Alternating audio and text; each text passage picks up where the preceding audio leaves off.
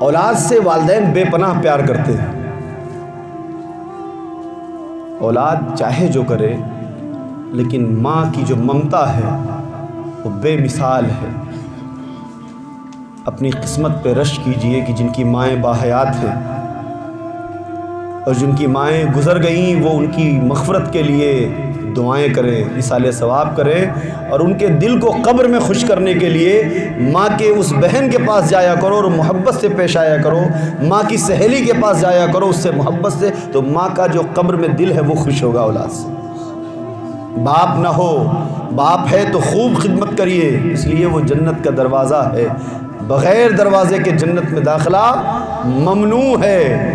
اگر باپ نہ ہو تو اس کے عزیزوں کے پاس، دوست کے پاس، چچا کے پاس جایا کرو اپنے، اور ان سے محبت سے پیش آیا کرو تو قبر میں باپ کا دل خوش ہوگا. والدین کو اپنی اولاد سے بڑی محبت ہے. پیاروں، ایک وقت آتا ہے کہ جب بچہ پیدا ہوتا ہے تو ماں کی زندگی کا مقصد اس کی پرورش بن جاتی ہے. کیا رات، کیا صبح، کیا شام اسی میں مصروف رہتی ہے. بیٹا بیٹا، باپ تو ایک مرتبہ رات میں بچے کے رونے پہ ناراض ہو جاتا ہے کہ کیا رو رہا ہے مستقل، لیکن ماں اسے چوم چوم کے چپ کراتی ہے. اس بچے کی پرورش میں رات میں بچے نے اگر بستر پہ پیشاب کر دیا تو خود گیلے میں سو کے بچے کو دوسرے کروٹ سوکھے پہ سلا لے گی. یہ ماں کو عزت ملی کہاں سے؟ یہ ماں کی ممتا آئی کہاں سے؟ تاریخ میں، عرب میں ایسا بھی دن اور ایسا بھی وقت گزرا ہے کہ عرب کے 2 لڑکوں نے ماں کے گلے میں رسی باندھ کر بازار میں بیچا ہے. تاجدار مدینہ صلی اللہ علیہ وسلم کی رحمت پر ناز کریں دنیا کی تمام مائیں کہ محمد عربی صلی اللہ علیہ وسلم نے جنت کو کھینچ کر ان ماؤں کے قدموں میں ڈال دیا. کہا لوگوں اگر جنت چاہتے ہو تو ماؤں کے قدموں سے تلاش کرو. یہ علماء کرام، ائمہ کرام کی آپ عزت کرتے ہیں نا، اور کرنا لازم ہے، لیکن کوئی علاقے کا بڑے سے بڑا آدمی ہو کبھی پوچھتا ہے کہ امام صاحب کی کاسٹ کیا ہے، امام صاحب کس ذات کے ہیں، کس خاندان کے ہیں، ہم سے بڑے ہیں کہ ہم سے چھوٹے ہیں، عالم ہیں، حافظ ہیں، قاری ہیں، امام ہیں، تو آپ کوئی بھی ہو انہیں اونچے پہ بٹھانا ہے، انہیں عزت دینی ہے. یہ باہر سے ہوں یا آپ کے علاقے کے ہوں، آپ کے بیچ یہ سب سے افضل ہیں. سب سے زیادہ ادب ان کا کیا جائے گا کہ ہمارے علاقے کے امام ہیں، ہماری مسجد کے امام ہیں، ہمارے بچوں کے استاد ہیں، عالم ہیں، قاری ہیں. یہ عزت ملی کہاں سے؟ یہ تاجدار مدینہ صلی اللہ علیہ وسلم کے بارگاہ کی خیرات ہے، مدینے والے کی چوکھٹ کی خیرات ہے کہ جس نے دین مصطفیٰ کی تعلیم حاصل کر لی، حافظ و عالم و قاری بن گیا، اب زمانے میں وہ ممتاز ہو گیا. وہ بیوائیں جو کل تک چتا پہ ستی کر دی جاتی تھیں یا وہ صرف ضرورت کی چیز سمجھی جاتی تھیں، محمد عربی صلی اللہ علیہ وسلم نے اعلان فرما دیا، لوگوں فاطمہ میرے دل کی دھڑکن ہے، میرے دل کا قرار ہے، عورتوں اور بچیوں پہ ظلم بند کر دو، میں محمد ان کا وارث آیا ہوں. غریبوں کو غلام بنا لیا جاتا تھا.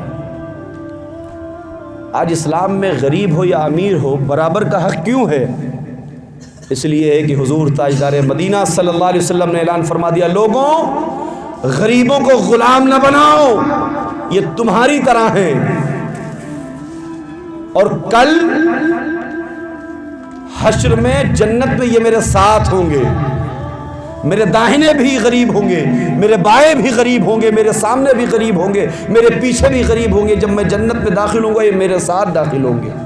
اور حضور فرماتے ہیں کہ غریب کو جنت کی خوشبو سب سے پہلے ملے گی، سارے غریب جنت میں جب ڈال دیے جائیں گے اس کے 500 سال بعد امیروں کا نمبر لگے گا۔ کتنے سال کے بعد؟ سارے حضور کے امت کے جتنے عاشق مومنین غریب ہیں وہ پہلے بخشے جائیں گے، جنت میں داخل کیے جائیں گے، اور 500 سال کے بعد امیر مومن ہے، دیندار تھا، اعمال ہے، لیکن 500 سال کے بعد داخل کیا جائے گا۔ پیاروں، یہ ہے اسلام۔ تو ماں کی جو ممتا ہے، اسلامک رنگ اور ڈھنگ دیکھو۔ ہر بچہ پیدا ہوتا ہے اسلام کی فطرت پہ، خواہ وہ کہیں کا ہو، کسی کا ہو۔ ماں نے تمام اپنے بچے کی پرورش میں تکلیفیں اٹھائی۔ اب وہ بچہ بڑا ہوا، اب اس کی پڑھائی شروع ہوئی، پھر والدین کا ارمان ہوا کہ اب ہمارے بچے کا عقد ہو، اس کی شادی ہو۔ بہو لے آئے۔ بڑے افسوس کی بات ہوتی ہے کہ جو حضور کی سنت سب سے آسان تھی، جسے نکاح کہتے ہیں، آج بدقسمتی سے اس کو سب سے زیادہ دشوار بنا دیا گیا۔ آج غریبوں سے پوچھیے جن کی بچیاں گھروں میں بیٹھی ہیں، مولا تعالیٰ اپنے حبیب کے صدقے کرم فرمائے کہ ان کی بچیوں کا بھی انتظام ہو اور ان کے لیے بھی غیب سے رشتے عطا ہوں۔ ہمیں شادیوں کا یہ طریقہ، یہ ماحول بنانا چاہیے کہ حضور کے ذکر سے شروع ہو اور سادگی سے دعوت تواضع، اپنے مہمانوں کو جو کچھ کھلانا پلانا ہے کھلائیں پلائیں، لیکن اسی انداز میں کریں، ناچ گانے کے ساتھ نہیں، ڈھول مجیرے کے ساتھ نہیں، اسلامک رنگ، سنتوں کے طریقے سے، صوفیاء کرام کے تعلیمات کے طریقے سے، تو پھر وہ جن بچوں کی شادی ہوتی ہے ان کی زندگی بھی کامیاب ہوتی ہے۔ تو ایک ماں کی ممتا، اگر اس کا بچہ گھر سے غائب ہو جائے، بہت سے آج کل سرفرے نوجوان بھی ہیں کہ جو اپنا غصہ اپنے ماں باپ کو ایسے دکھاتے ہیں کہ بغیر بتائے ٹیلی فون بند کر کے غائب ہو جائیں گے، بلیک میل کرتے ہیں۔ اگر کوئی بائک لینی ہے، کچھ ضرورت پوری کرنی ہے، تو یہ بھی ایک ڈھنگ ہے ان کا کہ غائب ہو جاتے ہیں۔ تو وہ بیچاری ماں کہ جو بچہ نالائق ہے لیکن اس کی ممتا اس کے سینے میں دہاڑے مار رہی ہے، اور وہ جگہ جگہ رشتہ داروں میں، اس کے دوستوں میں کہ میرا بیٹا نالائق صحیح لیکن میرا بیٹا ہے، اگر وہ کہیں مل جائے تو اس سے کہو کہ وہ آ جائے، ہمارے حسب حیثیت جو ہوگا ہم پورا کریں گے، اسے ہمارے گھر واپس بھیج دو۔ چھوٹا بچہ کسی کا غائب ہو جائے تو ماں کی تو دنیا اجڑ جاتی ہے، گلی گلی تلاش کرتی ہے، اس کا باپ پریشان، سڑکوں پہ، اسکولوں میں، کہاں کہاں تلاش کرتا ہے کہ میرا بیٹا، میرا بچہ غائب ہو گیا ہے۔ جس کے بڑے بچے غائب ہوتے پھر اشتہار نکلتا ہے، گمشدہ کی تلاش، ایسا کپڑا پہنا ہے، ایسی چپل پہنا ہے، اس طریقے کا دکھتا ہے، اتنی ہائٹ ہے، ایسا کلر ہے، کہیں مل جائے تو بتانے والے کو یہ انعام یا ان نمبروں پہ معلومات دے دے، اور نیچے کیا لکھا رہتا ہے؟ نوٹ، بیٹا اگر تم بھی کہیں پڑھ رہے ہو تو چلے آؤ، ہم تمہیں کچھ نہیں کہیں گے، ڈانٹیں گے نہیں، بولیں گے نہیں، ماریں گے نہیں، نکالیں گے نہیں، گھر واپس آ جاؤ۔ یہ جنم دینے والے کی ممتا ہے، یہ اس بیٹے کے باپ کی محبت ہے۔ سوچئے جب جنم دینے والی ماں کی اتنی محبت کہ بچے کو کنکڑی لگ جائے تو ماں چیخ اٹھتی ہے درد سے، تو جب جنم دینے والی ماں کی ممتا کا یہ عالم ہے تو پھر جس نے ہمیں خلق کیا ہے اس خالق کی محبت کا عالم کیا ہوگا؟ وہ چاہے گا کہ اس کے بندے سرفرے ہو کے نکلے، وہ چاہے گا کہ اس کے بندے گمراہ ہوں، وہ چاہے گا کہ اس کے بندے دن و رات دنیا دنیا کرتے ہوں۔ وہ تو یہی چاہتا ہے کہ بندوں آ جاؤ، یا ایھا الانسان ما غرک بربک الکریم۔ ماں کا حسن تو علماء سے پوچھو، ماں غرک بربک الکریم، لوٹ آؤ، لوٹ آؤ، او بھولے بھٹکے انسان، دنیا میں زندگی کو پھنسا لینے والے انسان، تو کس چمک دھمک میں مبتلا ہے، کہ تو کس عیش و عشرت میں مبتلا ہے؟ یہ جو گھر ہیں یہ تیرے نہیں ہیں، یہ جو محلات ہیں یہ تیری جاگیر نہیں ہیں، یہ جو گاڑیاں ہیں یہ تیری ہمیشہ کی چیز نہیں ہے، یہ جو پراپرٹیز ہے یہ تیری ہمیشہ کی چیز نہیں ہے، تیری تو چیز وہی 2 گز کفن ہے اور وہی چھوٹی سی جگہ قبر ہے۔ نہ جانے کتنے دارا سکندر آئے، اسی روئے زمین پر آ کر چلے گئے، ان کا نام لینے والا کوئی نہیں۔ اپنے بچوں کے لیے حرام و حلال کی بغیر تمیز کیے کمانے والوں، وہی بچے تمہارے منہ پہ خاک پھینکیں گے اور تم اپنے وجود پہ رو گے۔ تو آج وقت ہے ہمارے ہاتھ میں، آج رب کی رحمت ہمیں آواز دے کے بلا رہی ہے، یا ایھا الانسان ما غرک بربک الکریم، آجا لوٹا، تیرا رب بڑا کریم ہے، وہ بخشنے کے لیے تیار ہے، وہ معاف کرنے کے لیے تیار ہے۔ ایک بزرگ بازار میں کھڑے ہو کے اکیلے میں چلا رہے ہیں، چیخ رہے ہیں۔ کچھ لوگ کہا کیا بابا اکیلے کس سے بات کر رہے ہو؟ کہا میں بندوں کی اللہ سے صلح کرا رہا ہوں، لیکن اللہ تیار ہے، بندہ نہیں تیار ہے۔ کہا کیا بات کرتے ہو؟ کہا ہاں، بندہ نہیں تیار ہے، خود خالق تیار ہے صلح کے لیے۔ پھر بہرحال لوگوں نے دیوانہ جانا، مجنون جانا، پھر لوگ کنارے ہو گئے۔ اسی فقیر کو، بزرگ کو لوگوں نے کچھ دنوں کے بعد قبرستان کے کنارے پھر چیختے چلاتے دیکھا۔ کہا ارے بابا اب یہاں کیا چلاتے ہو؟ کہا آج میں یہاں پہ اللہ کی بندوں سے صلح کرا رہا ہوں، بندے تو تیار ہیں، اللہ نہیں تیار ہے۔ ایک بار جسم سے سانس نکل جائے گی پیاروں تو ساری دنیا بیکار ہے۔ یہ عیش و عشرت، یہ دنیا کی خواہشیں، بچوں سے اپنے بڑی بڑی امیدیں، یہ دم توڑے گی۔ جس مکان کو تم نے بغیر حرام و حلال، بغیر حق کی تمیز کے بنایا ہوگا، وہ اینٹیں تمہارے لیے زوال بن جائیں گی۔ اسی مکان میں تمہیں اٹھا کر کنارے ایک تخت پہ رکھ دیا جائے گا، قبر کھودنے کی جلدی کی جائے گی، کفن لانے کی جلدی کی جائے گی۔ پھر یہ سوچو بلا کون رہا ہے؟ رب بلا رہا ہے جس کے دست قدرت میں ہر شے ہے۔ وہ بلانے پہ اگر آ جائے تو ایک پروٹوکال آئے گا، اٹھا کے جنازہ قبر پہ پہنچا دے گا، لیکن رب بلا رہا ہے، یا ایھا الانسان ما غرک بربک الکریم، لوٹا بھولے بھٹکے انسان، تیرا رب بڑا کریم ہے، تجھے معاف کر دے گا۔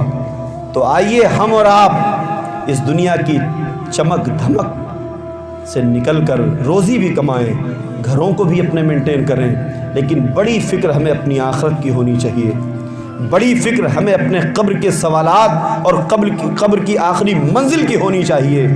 پیارو اپنے علماء کرام سے قریب ہوئیے، محبت کیجئے، اور حضور تاجدار مدینہ صلی اللہ تعالیٰ علیہ وسلم کی سنتوں والی زندگی گزاریے، حضور کے صحابہ کے بتائے راستے پر چلیے، حضور کے صحابہ کے رنگ اور ڈھنگ میں ڈھل جائیے، اور حضور کی آل سے جسم و جان سے زیادہ محبت کیجئے، کیونکہ حضور کی آل کی محبت ایمان ہے۔ وہ بدنصیب لوگ ہیں، بدنصیب اور بدقسمت ہیں کہ حضور کے گھرانے کی نسبت کو وہ کسی تعصب، تنگ نظری، حسد، بغض، عناد سے انہیں شکار بنائیں، وہ اپنے نصیب پہ تالا بند کر رکھے ہیں۔ اللہ تعالیٰ ہم سبھی کو، اہل سنت کو، اپنے محبوب کے خاندان کا غلام بنا کے رکھے اور اسی میں ہماری موت ہو۔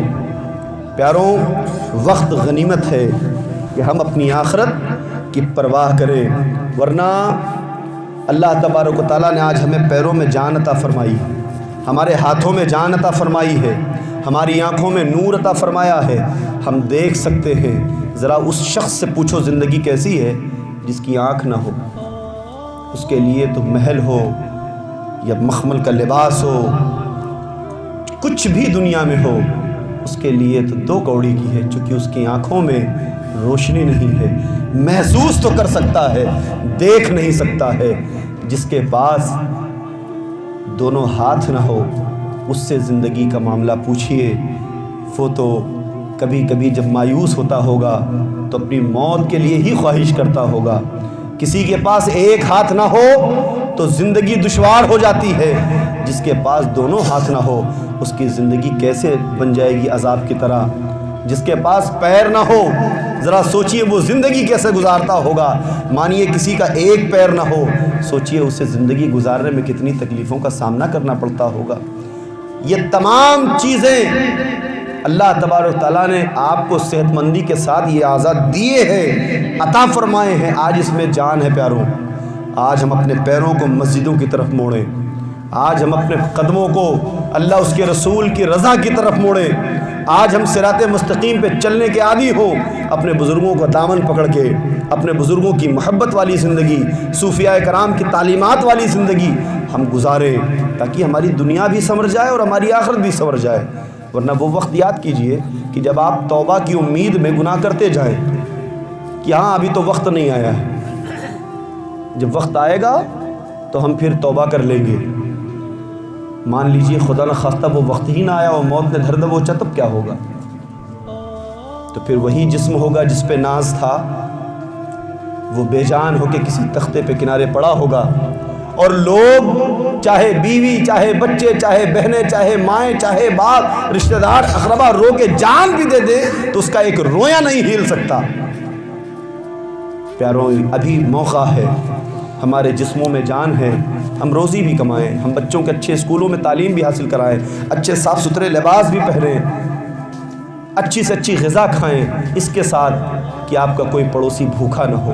اسلام کی وہ تعلیم ہے، تاجدار مدینہ صلی اللہ تعالیٰ علیہ وسلم کی بارگاہ میں ایک شخص آتا ہے کہ یا رسول اللہ میرا بچہ غائب ہے، صبح سے شام ہو گئی تلاش کر رہا ہوں، نہیں مل رہا ہے۔ کوئی صحابی اٹھ گیا، یا رسول اللہ میں نے اس کے بچے کو فلاں درخت کے نیچے بچوں کے ساتھ کھیلتے دیکھا۔